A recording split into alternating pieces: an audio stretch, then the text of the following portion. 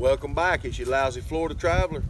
This is another part of my hometown series. I told you we were going to talk about some of the Confederate troops. We're also going to talk about some of the Union troops from Taylor County. When you get into talking about the Confederacy and the Civil War, so many people holler traitors and don't want to talk about them. That don't make much sense to me, considering they were soldiers and considering the founders of our country were considered to be traitors at the time. So in saying that, I've always valued every veteran. That would be like hating on the people in the Vietnam and Korean War just because you didn't agree with the war. That don't make sense. I believe you should value every soldier who's ever fought. Part of that has got to do with a lot of people from Taylor County and the surrounding areas who had people who actually fought for the Union service. There's been a lot of history done and shared around on a lot of these soldiers who were Confederate officers, such as Mr. William Hendry here. When you start doing history, you'll notice there's a section of the Finn Holloway River, even before the paper mill come in and polluted the river, that was kind of forgotten about. Not much history's been done. There's a reason. You'll notice some of these families around Taylor County, I've heard people say this one's kind of Clannish, that one's kind of Clannish.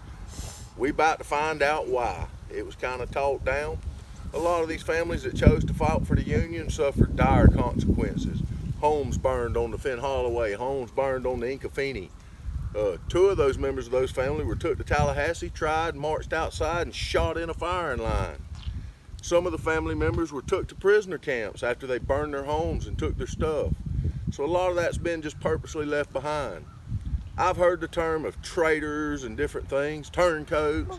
I don't look at it that way. It was a time that we didn't live in, we didn't understand. People in the future are going to look back and think people who didn't take the COVID shot was a jeopardy to their country. So I'm not going to perceive or even try to judge people based on that. So if that doesn't interest you, then I suggest you not watch this series that's coming. This is part of my hometown. We're going to talk about those people. We're going to talk about them with respect. If you hear me use the word traitor, it's because I'm reading it off of something that's been documented. It's not because that's how I view those people.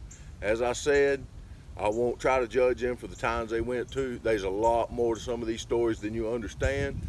And as we talk about some of these people over the next few months, you'll find out that some of them had a reason why they left, regardless if you agree with that reason or whatever. Like I say, you weren't there, you don't know. So we're not going to talk about it. I've had several members who know they have family members that was part of that group, and there's not a lot of history because the families didn't talk about it. They were persecuted. We're going to try to dig up some information on some of them families since they didn't talk about it much. They just wanted it to be forgotten and left behind so that they could go on without being persecuted. Those people played a vital role in the history of our county, whether you agree with what they did or whether you didn't. We're not going to try to justify none of that.